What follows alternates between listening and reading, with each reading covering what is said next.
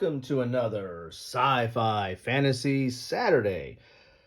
That's where I kind of focus on sci-fi or fantasy related games, preferably war games, but in this instance, looking at a game that is the continuation of a game that I've done before, Set a Watch, a game by Todd Walsh.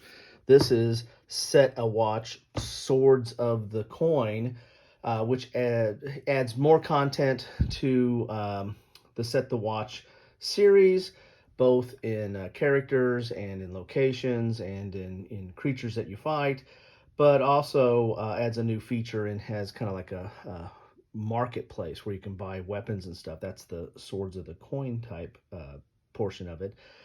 If you refer back to my Set the Watch unboxing and an overview, you'll realize that Set the Watch is, it's got kind of a neat concept of you're going to have four adventurers going off on a quest to try to accomplish the defeat of the Horde. And so they're going to go through various locations till they get to the end, and whatever they don't defeat along the way is going to end up in this Horde.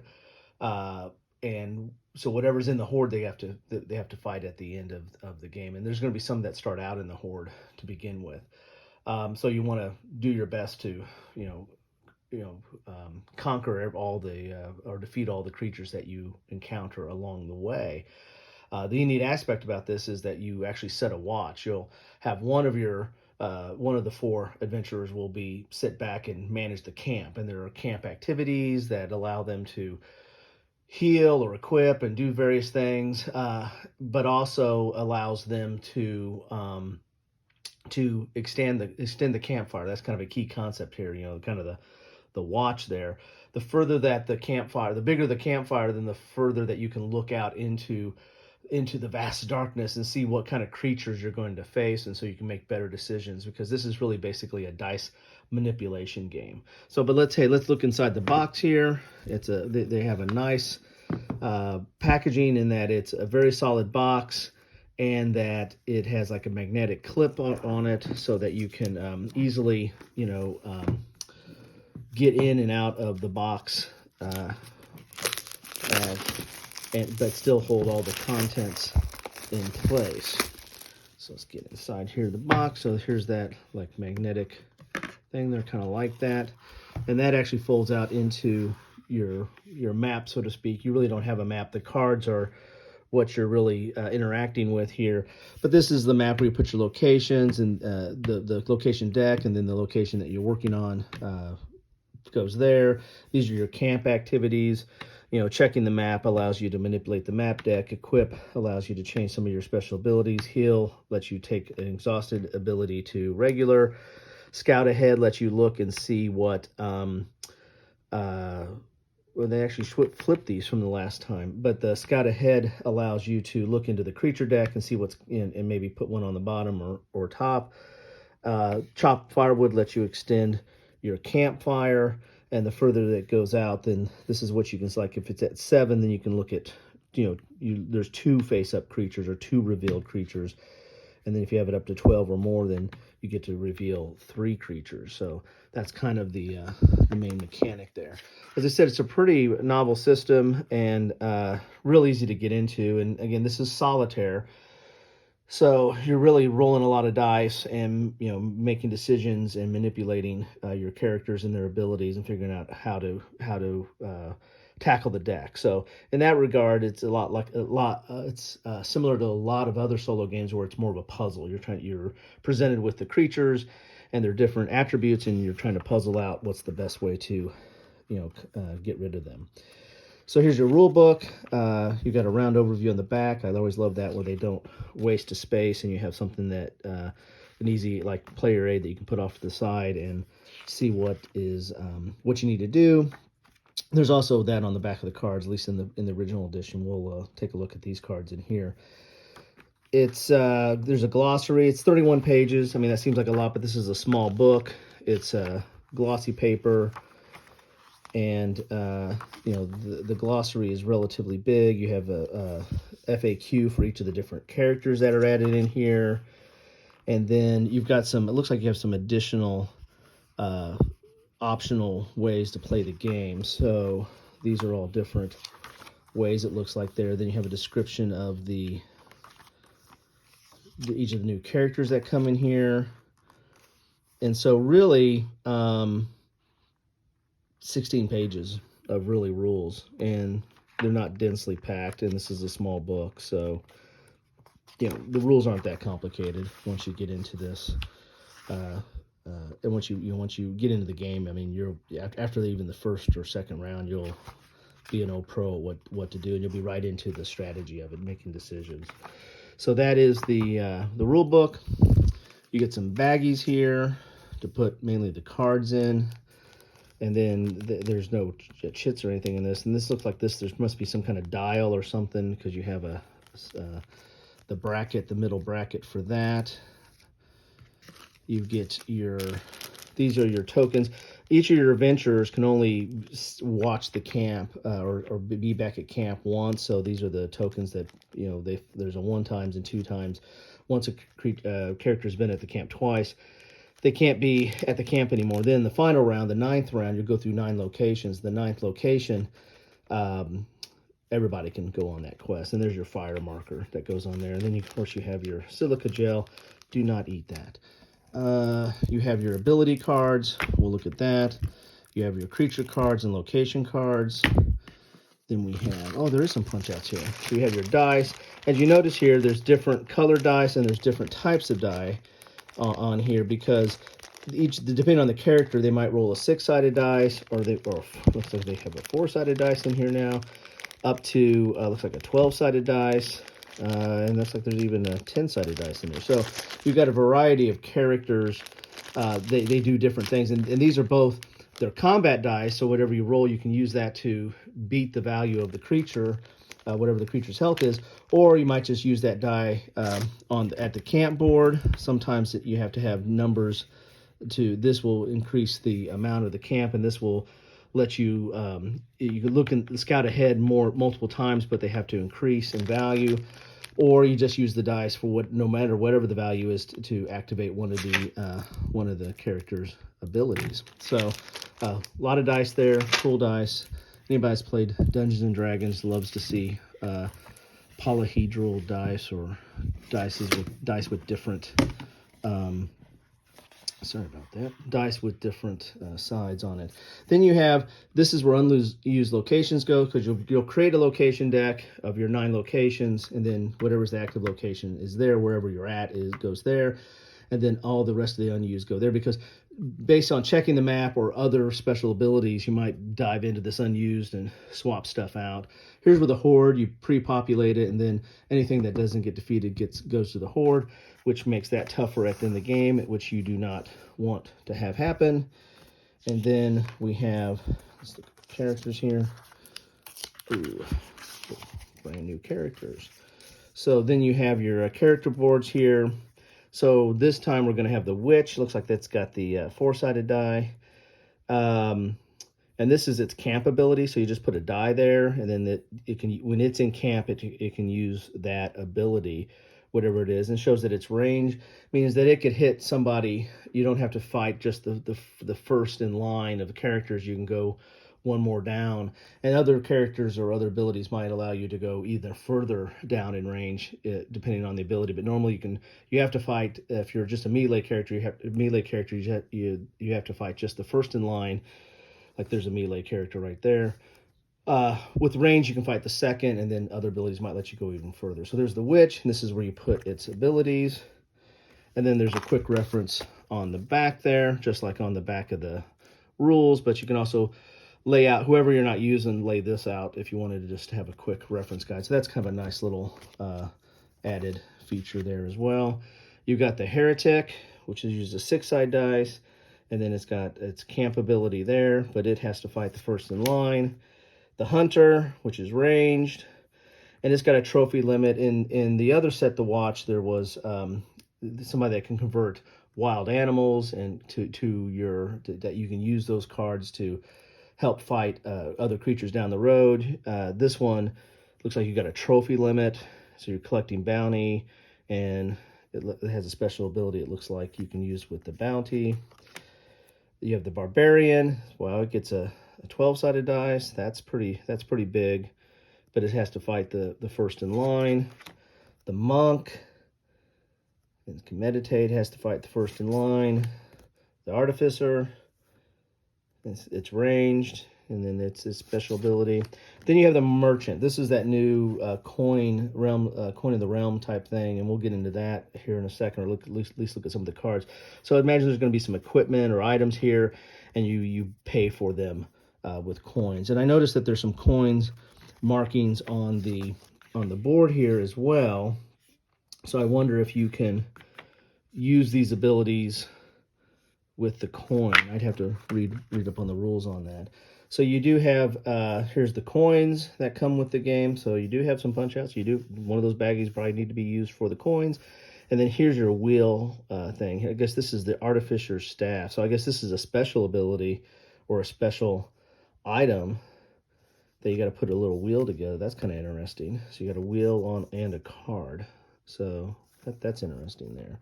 So let's crack into the cards here and see what we have. One thing I do like about that, they have the old little tab there that you can actually get into the cards. I kind of love that.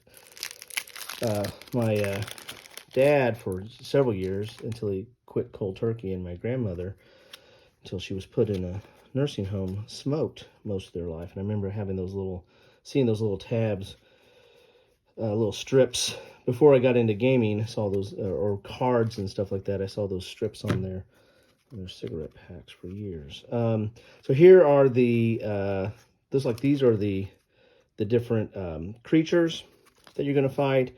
And then you have the Unhallowed are the ones that are going to be in the Horde. You'll probably pre-populate some of those in the Horde.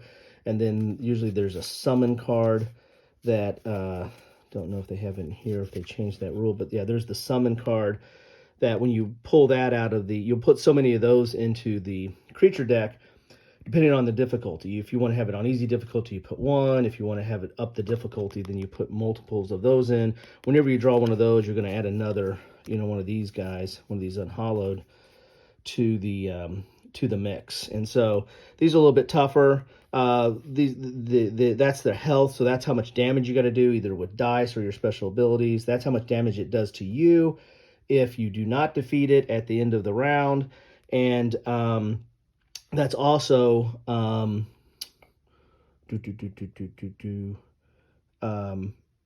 and if you don't defeat it, then it goes into the Horde, so to speak. So these Unhallowed are a little bit tougher. They're going to have certain things like reveal means that when they become revealed, meaning how far you look into the campfire, then it's that activates whatever that special ability is. There might be an ongoing special ability. There might be a special ability when it's defeated. And so it's not very complicated. First position, when this moves up the line to the first position, then you have to deal with that. So the special abilities are not that complicated and pretty easy to get into. That's why I said once you get into the game, it's relatively easy to figure out what you need to do. And then you're going to have some regular, so there's a familiar, I guess that goes with maybe the witch or something, where you can use that because it's purple, so like the witch. Those are the summon cards. And then you have like some of the regular creatures there, vampire, poison spider, and the like. So I mean, these can be tough as well. There's a 10 there, and it's got a defeated and ability in it as well. But the Unhallowed are usually the tougher ones. So, and I haven't looked in the rules yet, but I can imagine there could be some mix and match here. Like, you can take some of the characters from the original Set the Watch, right there, and mix it in with these, and especially I think the characters probably interchangeable. So now you have a lot more variety and have a lot more, stuff to throw at you. But again, it's highly replayable in that you have a multiple different, there's more than, I think there's like 6 characters in here, plus you only take 4 at a time. Plus if you have that other set, now you've got 12 characters to choose from, and you only take 4 at a time. Plus all the creatures are different. The Unhallowed are different. So adds a lot of variety and replayability to the whole mix there. Then let's look at the location cards first here. So these are the location cards. This is going to, whenever you pop this up or go to that location, that's what's going to do to the campfire. It's going to reduce it. This is how many creatures you have to fight to end this round. And that could go up or down depending on some of the abilities and cards. Sometimes there are things, creatures, the reveal power adds another card, or if they're defeated, adds another card or something. So this could go up or down, but normally that's the number of creatures you have to defeat to finish this location.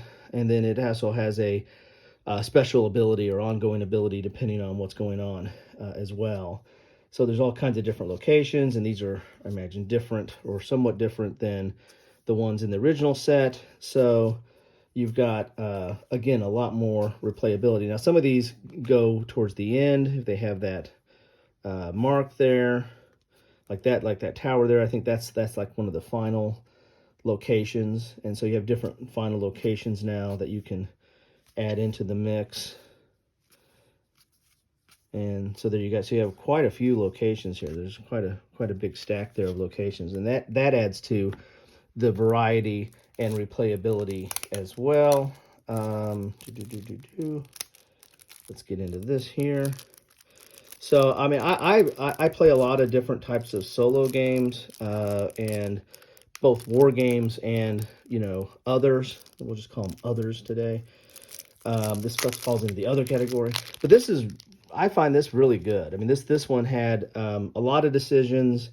It wasn't too clunky. It was pretty easy to set up and get to play, which I really value in a solo game. It's relatively self-contained. There's a lot of solo games or games that have solo variants that are just very elaborate. War games fall into that category a lot, where there's just, it's a great game, it's a great solo, but it takes a lot of setup. There's a lot of boards, there's a lot of counters, there's charts, there's rules you got to go through. And so they have a harder time getting to the table. Something like this that's relatively self-contained, small, easy to get set up, get on the table, and doesn't take up a lot of space, and is relatively intuitive. Once you get into it, it's not complicated at all. And sure, a lot of solo games have puzzles. This has a puzzle, but it's not just this is an easy solvable puzzle. Okay, this has a solution. Some solo games kind of get to that, where there's like an optimal, you kind of try to figure out what the optimal way to do it is, and once you figure that out, it's not as challenging. This one, with all the variety of locations and characters and their abilities and the creatures that you face and when you face them and how you manipulate that and how you can see how to manipulate that based on the fire, really adds a lot of more decisions and variability that is interesting. I really found this fun in that regard. So these are the different abilities that you have for the characters, and so you'll end up picking up 3, and one of them will be exhausted at the beginning. If all 3 are exhausted and all 3 are exhausted for each of your characters, then you lose the game. That's one of the lose conditions.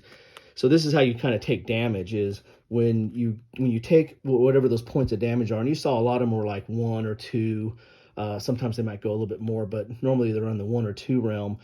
Then you'll have to exhaust the ability on whoever the adventurers are that are in that combat, that are not on the watch. Then they have to exhaust their abilities, and if they're exhausted, not only can you not use it, but then again it starts adding to your loss condition. So that's one reason you want to go back to the camp and heal. And some characters might have heal ability too, depending on what their abilities are. So these different abilities are going to do stuff like help you, they might help you heal, they might help you fight. A lot of times they just help you fight or accentuate some of the other abilities that you might have for that character. So this looks like this is the hunter.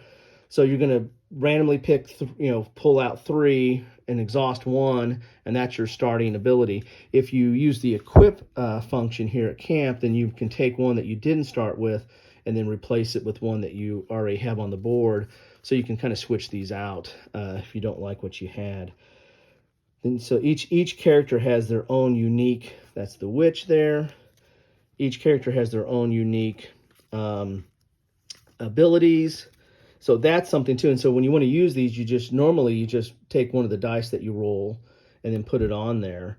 and then that's activating that ability, whatever it is. So you can use the dice for multiple things too. The watch, when you're at camp, there's a lot of different things you can use your dice for. But if you're out on the quest, then you can use your dice for combat for the value that they have, or you can use it on their ability to activate it. So there's a lot of multiple uses of dice and manipulation. Wow, what is this red here? This must be something a little bit different, because there's a lot of those in there. That might not be tied to a character. So that might be a new rule there too. So it looks like maybe one of the creatures have a special ability, maybe. So I don't know. I'd have to look into that. So these are the new rule here. So you have these equipment. That's going to be at the merchant, and I imagine that's the cost that is going to be. And when you buy this, then you can actually have the equipment. I don't know if they take up one of your ability slots. I just haven't got into the rules yet on that. But that costs 6, so that must be a pretty good thing there. So I don't know if they take up one of your slots for your abilities, or you just have it for your character, then you can use it. And I don't know if some of these are ongoing or one-time use. Again, something I got to get in the rules. But it adds something more to the game now, where you're not, in the past, you were just using your abilities and whatever your special abilities was at camp, but now you actually have something you can go out and buy and get some coins, and then have something a little bit more powerful to it ramps up your ability to fight or take on some of the creatures. So that's what you get in a box of Set the Watch Swords of the Coin. A lot of good stuff in there. Again, there's quite a bit of stuff in here that in a relatively small package that is easy to get to the table. I mean, this is not too hard to get all this stuff out and get this to the table. So I highly recommend this. If you're into fantasy, if you're into solo, if you're into dice manipulation, if you're into moving characters around, figuring out how to puzzle out the different character abilities, then I highly recommend this. I think this is a very solid game. I found this very enjoyable and one of the better solos out there, solo fantasy ones out there. So thank you for spending some time with me on Sci-Fi Fantasy Saturday. If I don't have anything to unbox on these days, I'm going to try to come up with some of the other games that I've got. And again, I'm going to try to focus a little bit more on war games. So I might go back into the For What Remains series and might look at some different aspects of that series from DVG, a good skirmish, sci-fi, skirmish game that, really does have some, war game elements to it, but in a sci-fi setting. So anyway, like to know your thoughts. You like this game? Have you tried it out? Love to always hear your thoughts on those, on anything like that, or on anything else that you might want to put in the comment section. But most importantly, thanks for spending some time with me.